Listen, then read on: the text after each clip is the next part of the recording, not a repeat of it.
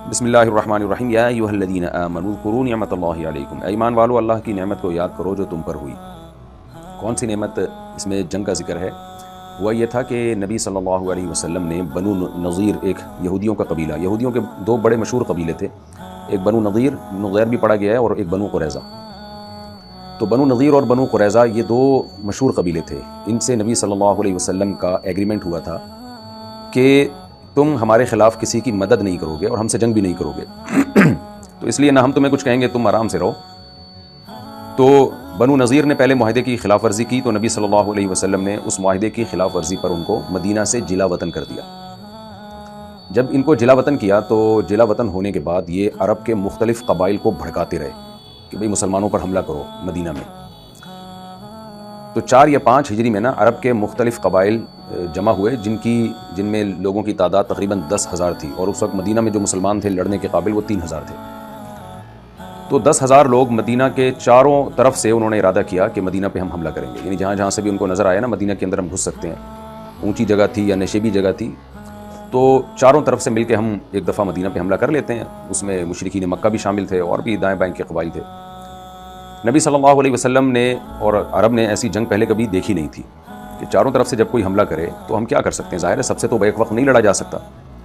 تو آپ صلی اللہ علیہ وسلم نے مشورے کے لیے صحابہ کرام کو بلایا، اور حضرت سلمان فارسی رضی اللہ تعالیٰ عنہ جو فارس کے تھے، انہوں نے مشورہ دیا کہ یا رسول اللہ، ہمارے ہاں فارس میں، ایران میں جب کوئی ایسی جنگ ہوتی ہے تو ہم دشمن کو روکنے کے لیے خندقیں کھودتے ہیں بڑی بڑی، تاکہ ان کے گھوڑے جو ہے وہ خندق کو کراس نہ کر سکیں، ان کے لوگ کراس نہ کر سکیں۔ کام بہت زیادہ مشکل کام تھا یہ، کیونکہ اتنے بڑے پیمانے پر خندقیں کھودنا کہ جہاں جہاں بھی مدینہ میں خطرہ ہو کہ دشمن آ سکتا ہے، یہ آسان کام نہیں تھا۔ لیکن مسلمانوں کے پاس دشمن کے شر سے بچنے کے لیے اس کے علاوہ کوئی آپشن بھی نہیں تھا۔ اللہ تعالیٰ کا اصول ہے نا کہ تم سے جو ہو سکتا ہے تم کرو، پھر میں آسمانی مدد بھیجوں گا۔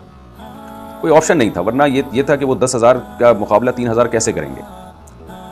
تو اب نبی صلی اللہ علیہ وسلم نے ان کے مشورے پر عمل کیا اور صحابہ کرام کو حکم دیا کہ بھئی خندقیں کھودی جائیں۔ تو یہ بہت ٹینشن والا کام تھا، اور خندقیں کھودیں۔ اس کے بعد کیا ہوا کہ جو لشکر آئے مختلف قسم کے، ان لشکروں نے پڑاؤ ڈال دیا مدینہ کے چاروں طرف، کیونکہ آگے خندقوں کی وجہ سے وہ مدینہ میں گھس نہیں سکتے تھے۔ تو وہیں سے لڑائی بھی شروع ہو گئی، تیر اندازی شروع ہو گئی، اور تھوڑی بہت جھڑپیں بھی شروع ہو گئیں۔ اس میں لوگ شہید بھی ہونے لگے، ان کے بھی مرنے لگے۔ تو 1 مہینہ یہ محاصرہ جاری رہا، اور صحابہ کرام بہت زیادہ پریشان ہو گئے، کیونکہ ان کی تو کمک پیچھے سے کھلی ہوئی تھی نا، یعنی ان کے لیے تو راستہ تھا۔ ظاہر ہے جب آپ باؤنڈ ہو جاتے ہیں تو جو باؤنڈ ہوتا ہے وہ مجبور ہوتا ہے، اس کے بعد بہت زیادہ ٹائم نہیں ہوتا، کیونکہ چاروں طرف سے تجارت کا دروازہ بند ہے، اکنامکلی آپ جو ہے وہ ڈاؤن ہونا شروع ہو جاتے ہیں، قحط کا سا سما ہوتا ہے، پھر مسلسل وہاں سے تیر آ رہے ہیں اور ان کی تو مدد بھی پہنچ رہی ہے، تو ان تیروں کا کب تک مقابلہ کریں گے۔ تو یہ بہت شدید، یعنی یوں اگر کہا جائے کہ سید الانبیاء صلی اللہ علیہ وسلم کی دور میں غزوہ تبوک اور یہ غزوہ خندق، اس سے زیادہ شاید شدید حالات نہ پیدا ہوئے ہوں، تو شاید یہ بات غلط نہ ہوگی۔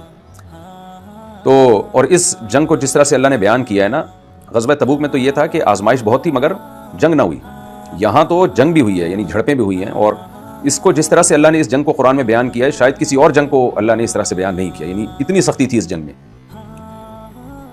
1 مہینہ محاصرہ رہا مشرکین مکہ کا۔ اس کے بعد ہوا یہ کہ اللہ کی طرف سے آندھی آئی، طوفان آیا، اور وہ لوگ پھر اس آندھی طوفان میں ٹھہر نہیں سکے۔ مٹی ریت اتنی اڑی ہے اور ان کی آنکھوں میں جا رہی تھی، اور کیچڑ بن گیا، آندھی ریت کی وجہ سے وہ یعنی وہ قدم وہاں ان کے خیمے اکھڑ گئے جس میں وہ رہ رہے تھے۔ بالآخر 1 مہینہ تھک ہار کے وہ واپس چلے گئے۔ تو اس جنگ کو، اس صورت کو غزوہ خندق بھی کہا جاتا ہے، اس لیے کہ اس میں غزوہ خندق کا بیان ہے۔ غزوہ احزاب بھی کہا جاتا ہے، حزب کہتے ہیں لشکر کو، احزاب اس کی جمع، کیونکہ بہت سارے لشکروں نے مل کے حملہ کیا تھا، اور اس میں بہت زیادہ مسلمانوں کو آزمایا گیا۔ اور آپ کو پتہ ہے جب بھی بڑی جنگ ہوتی ہے، بڑی آزمائش ہوتی ہے، تو منافقین کی پول پٹیاں کھلتی ہیں اس میں، اور منافقین نے جو پروپیگنڈا کیا تھا وہ بھی بہت زیادہ تھا اس جنگ میں۔ تو اللہ نے ان تمام پروپیگنڈے کو بھی بیان کیا ہے، اور مسلمانوں کو خوشخبری بھی دی ہے کہ اللہ آپ کے لیے فتوحات کا دروازہ کھولے گا۔ اس میں بہت زیادہ آزمائش تھی۔ اسی جنگ میں نبی صلی اللہ علیہ وسلم نے صحابہ کو خوشخبری دی، جب آپ کھدائی کر رہے تھے اور پتھر پہ کلہاڑی وہ گیتی لگی، جو کدال ہوتا ہے وہ لگا ہے، تو چنگاری اڑی، آپ نے فرمایا مجھے فارس اور کسرا کے خزانے اور کنگن جو ہے نظر آ رہے ہیں۔ تو منافقین ایسی باتوں پہ مذاق اڑاتے تھے کہ ادھر ہمارا حال کیا ہوا ہے، اور ادھر جو ہے نا محمد صلی اللہ علیہ وسلم یا مسلمان یہ باتیں کرنے کہ روم اور فارس فتح کریں گے، یعنی ہم اپنے مدینہ کا دفاع تو کر نہیں سکتے، اور باتیں روم اور فارس کی سپر طاقتوں کی ہو رہی ہیں۔ یہی وہ جنگ تھی جس میں بھوک سے صحابہ بے انتہا نڈھال ہو گئے تھے، اور پیٹ پہ پتھر باندھے ہوئے تھے، اور نبی صلی اللہ علیہ وسلم نے اپنے پیٹ پہ 2 پتھر باندھے ہوئے تھے۔ تو بہت زیادہ شدید لڑائی تھی، اسی کا اللہ نے یہاں پر تذکرہ کیا۔ اور اس میں منافقین نے نبی صلی اللہ علیہ وسلم کو زبانی باتوں سے بہت زیادہ اذیت پہنچائی ہے، یعنی طعنے اور طنز نہ، کیونکہ ایک طرف جب آپ آزمائش میں ہوتے ہیں اور پھر وہ لوگ جو آپ کا ہونے کا دعویٰ کرتے ہیں وہی جا کے جڑیں کاٹنا شروع کر دیں، یہ کیا جنگ ہے، اس میں ہم تو پہلے ہی منع کرتے تھے کہ یہ کوئی لڑنے کا موقع نہیں ہے، اور یہ کوئی فتوحات کی باتیں تو فضول باتیں ہیں معاذ اللہ، تو اس سے انسان یعنی ایسا موقع جس میں انسان کو موٹیویشن چاہیے اور الٹا آپ حوصلہ شکنی شروع کر دیں تو انسان بہت زیادہ غمزدہ ہوتا ہے۔ اس لیے اللہ تعالیٰ نے جو لوگ پیغمبر کو تکلیف دیتے ہیں یا عام مومنین کو تکلیف دیتے ہیں ان کی وعیدیں بھی بیان کی ہیں اسی واقعات میں۔ ہم شروع کرتے ہیں یا ایھا الذین آمنوا۔ اچھا، ہوا یہ تھا کہ اس جنگ میں بنو نذیر تھے جنہوں نے چاروں طرف سے مشرکین مکہ کو نا جمع کروایا، یعنی ان کو بھڑکایا کہ مدینہ پہ چڑھائی کرو۔ اچھا، اب بنو قریظہ سے بھی ایگریمنٹ ہوا تھا کہ ہمارے خلاف کسی کی مدد نہیں کرنی آپ نے۔ بنو قریظہ نے جب یہ دیکھا کہ یہاں سے چاروں طرف جو ہے مشرکین نے گھیر لیا اور اب مسلمانوں کی خیر نہیں ہے، کیونکہ اسباب کی دنیا میں تو لگ یہ نہیں رہا تھا کہ مسلمان فتح کر پائیں گے، اتنے بڑے لشکر جو چاروں طرف سے حملہ آور، کون روک سکتا ہے ان کو؟ تو یہ موقع دے کے بنو قریظہ نے بھی معاہدہ توڑ دیا اور معاہدہ توڑ کر مشرکین مکہ کا اس جنگ میں ساتھ دیا انہوں نے، لیکن اللہ نے مسلمانوں کو فتح عطا فرمائی۔ فتح اس معنی میں کہ جو مشرکین جو کرنے آئے تھے وہ کر نہیں سکے اور واپس چلے گئے۔ پھر آپ صلی اللہ علیہ وسلم جیسے ہی فارغ ہوئے نا اس جنگ سے، جب آپ کو اطمینان ہو گیا کہ مشرکین جا چکے ہیں، تو آپ نے بنو قریظہ پر چڑھائی کا حکم دے دیا کہ بھئی ان لوگوں نے معاہدے کی خلاف ورزی کی، اب ہم ان کو نہیں چھوڑیں گے، اور پھر آپ صلی اللہ علیہ وسلم نے ان کے قلعے کا محاصرہ کیا۔ یہ لوگ قلعے میں بند ہو گئے، ان کو ڈر گئے مسلمانوں سے، یہ قلعے میں بند ہو گئے، آپ نے محاصرہ کیا، کئی دن تک محاصرہ رہا۔ بالآخر پھر یہ بنو قریظہ کے لوگ محاصرے میں تنگ آ گئے، ان کی تو اللہ نے مدد نہیں کی کہ آندھی طوفان کے ذریعے، یہ تنگ آ گئے، کب تک انسان محاصرہ برداشت کرتا ہے؟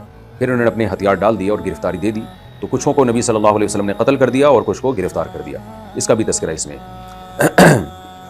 اب ہم چلتے ہیں آگے کی طرف۔ اچھا، اس کے بعد پھر نبی صلی اللہ علیہ وسلم نے خیبر کا رخ کیا، بنو نذیر کی طرف، کہ ان کو تو جلا وطن کیا تھا، قتل نہیں کیا تھا، لیکن پھر ارادہ کیا نبی صلی اللہ علیہ وسلم نے ان پہ چڑھائی کا۔ یا ایھا الذین آمنوا، اچھا یہ واقعہ ہوا ہے 4 یا 5 ہجری میں، بعض مورخین 5 ہجری بیان کرتے ہیں اور بعض 4 ہجری، مشہور یہ ہے کہ 5 ہجری، یعنی غزوہ احد کے بعد جو دوسری بڑی لڑائی ہے وہ غزوہ خندق کی ہے۔ پہلے غزوہ بدر تھی، پھر اس کے بعد غزوہ احد، یہ بڑی لڑائیوں کی بات کر رہا ہوں۔ جو سب سے پہلی بڑی لڑائی ہوئی ہے مشرکین سے وہ غزوہ بدر تھی 2 ہجری میں، پھر اس کے بعد غزوہ خندق ہوئی ہے 3 ہجری میں، اور پھر 4 یا 5 2 یعنی پہلے غزوہ بدر ہوئی ہے، پھر اس کے بعد غزوہ احد ہوئی ہے، احد، اس کے بعد پھر یہ غزوہ خندق ہوئی ہے۔ ان تینوں لڑائیوں میں مشرکین نے پہل کی ہے، لیکن غزوہ خندق کے بعد پھر آپ صلی اللہ علیہ وسلم نے خوشخبری دی کہ اب ہم پہل کریں گے، اب ان میں پہل کرنے کی سکت نہیں ہے، کیونکہ 3 طرح سے وہ کوشش کر چکے ہیں، اس میں وہ ناکام ہوئے۔ تو یہ یوں کہنا چاہیے کہ دفاعی جنگوں میں آخری دفاعی جنگ تھی۔ ایک جنگ کی 2 قسمیں، ایک دفاع ہے کہ آپ صرف سیلف ڈیفنس کی طرف جاتے ہیں، اور ایک ہے اقدام۔ تو اس کے بعد آپ صلی اللہ علیہ وسلم نے فرمایا کہ اب ہم پہل کریں گے۔ یا ایھا الذین آمنوا اذکروا نعمت اللہ علیکم، اے ایمان والو اللہ کی اس نعمت کو یاد کرو جو تم پر ہوئی، اذ جاءتکم جنود، جب آئے تمہارے پاس بہت سے لشکر، فارسلنا علیہم ریحا، ہم نے بھیج دی ان لشکروں پر ہوا، جو طوفان آیا تھا جس سے ان کے خیمے اکھڑ گئے اور ان کے لیے وہاں قرار حاصل کرنا مشکل رہ گیا۔ وجنودا لم تروها، اور ایسے لشکر بھی ہم نے بھیجے جن کو تم نے دیکھا ہی نہیں، وہ لشکر تھا فرشتوں کا۔ یہ جو قرآن نے کہا تم نے نہیں دیکھا، اس کا مطلب اکثریت نے، ورنہ بعض صحابہ نے اپنی آنکھوں سے وہ لشکر دیکھا، یعنی فرشتوں کو اترتے ہوئے دیکھا، وہ صحیح احادیث ہیں اس پر، تو یعنی میجورٹی نے نہیں دیکھا، باقی اللہ کسی کو اپنی قدرت سے دکھا دے تو یہ اس کے منافی نہیں ہے۔ تو لشکروں نے بھی وہ جو اترے تھے فرشتے، ان کا بھی وہ بھی روب بٹھانے کے لیے اللہ نے، تو یہ ڈر گئے ان کو دیکھ کر۔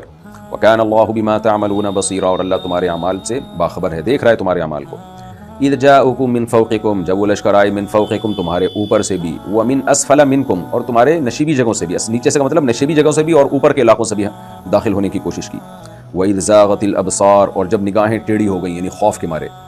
وَبَلَغَتِ الْقُلُوبُ الْحَنَاجِرَ، اور دل اچھل کر یعنی میں نے بتایا تھا نا، اس کا بامحاورہ ترجمہ ہوگا کہ کلیجے منہ کو آ گئے، یعنی خوف سے دل اچھل کے حلق میں آ گئے۔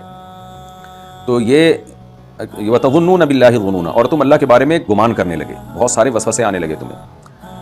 یہاں کسی کو اشکال ہو سکتا ہے کہ کیا صحابہ کرام موت سے ڈر گئے اور ایمان والوں کی یہ حالت ہو گئی؟ تو دیکھیں یہ چیز طبعی ہے، آپ کا ایمان کتنا ہی مضبوط ہو، آپ جنت کے کتنے ہی مشتاق ہوں، لیکن انسان طبعی چیزوں سے خوف کھاتا ہے، یہ انسان کی نیچر ہے۔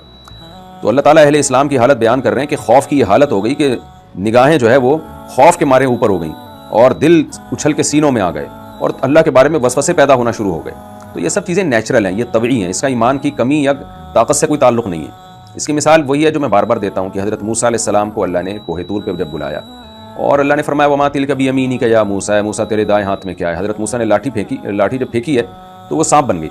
تو قرآن کیا کہتا ہے؟ حضرت موسیٰ علیہ السلام دوڑے ولم یعقب، اور پیچھے مڑ کے بھی نہیں دیکھا۔ یا موسیٰ اقبل ولا تخف، اے موسیٰ واپس مڑیں اور خوف نہ کریں۔ تو حالانکہ حضرت موسیٰ کو کی لاٹھی کو تو اللہ نے سانپ بنایا تھا، حضرت موسیٰ کو یقین ہونا چاہیے تھا کہ یہ میرے نقصان کے لیے نہیں ہے، لیکن پھر بھی سانپ دیکھ کے ڈر لگتا ہے تو کیا کر لیتا، سانپ کاٹ لیتا نا زیادہ زیادہ، تو موت واقع ہو جاتی. لیکن یہ سب چیزیں طبعی ہیں. موت جب انسان سامنے دیکھتا ہے تو اس کو ایک طبعی خوف پیدا ہوتا ہے. تو جنگ میں بھی جب دشمن کا لشکر حملہ کرے تو آپ کو خوف پیدا ہونا ایک طبعی چیز ہے.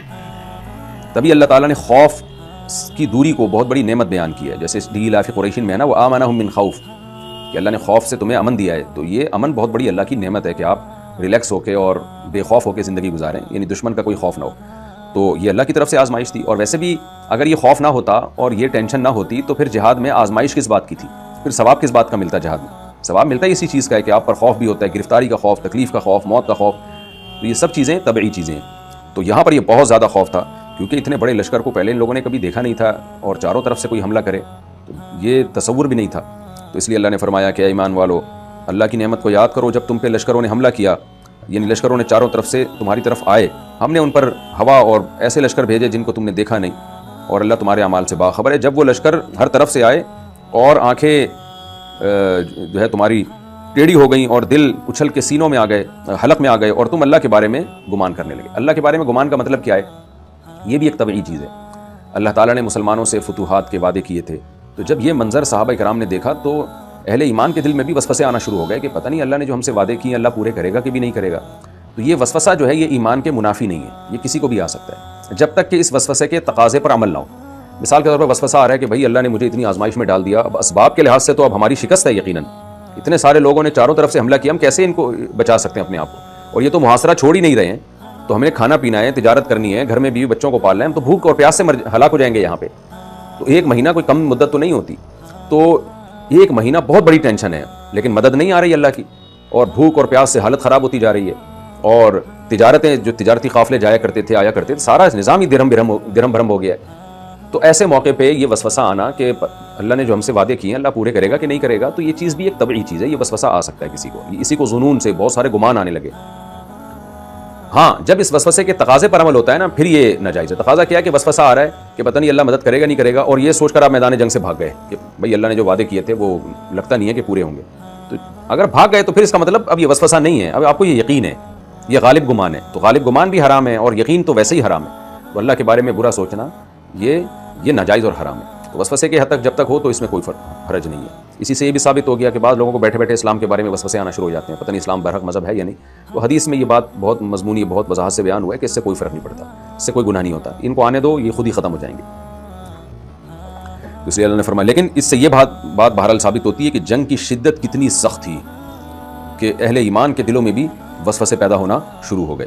آگے اللہ فرماتے ہیں ہنالک ابتلی المؤمنون، یہ وہ موقع تھا جب مومنین کو آزمایا گیا. ہنالک کا لفظ بڑا مزیدار ہے یہاں پہ.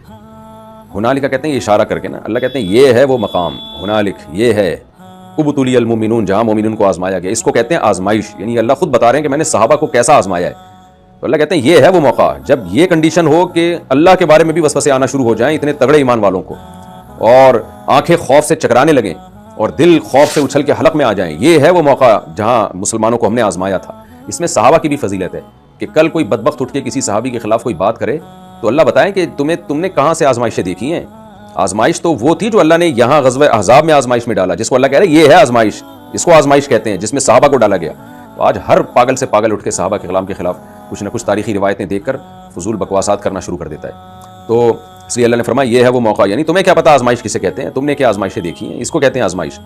مومنون، اللہ نے مومنین کو آزمایا. وزلزلوا زلزالا شدیدا، اور ان کو ہلایا گیا، یعنی بھونچال میں ڈالا گیا، ان کو ہلایا گیا. زلزالا شدیدا، جھنجھوڑا گیا ان کو، بہت شدید طریقے سے جھنجھوڑنا، یعنی ہلا کر رکھ دیا اس آزمائش نے ان کو.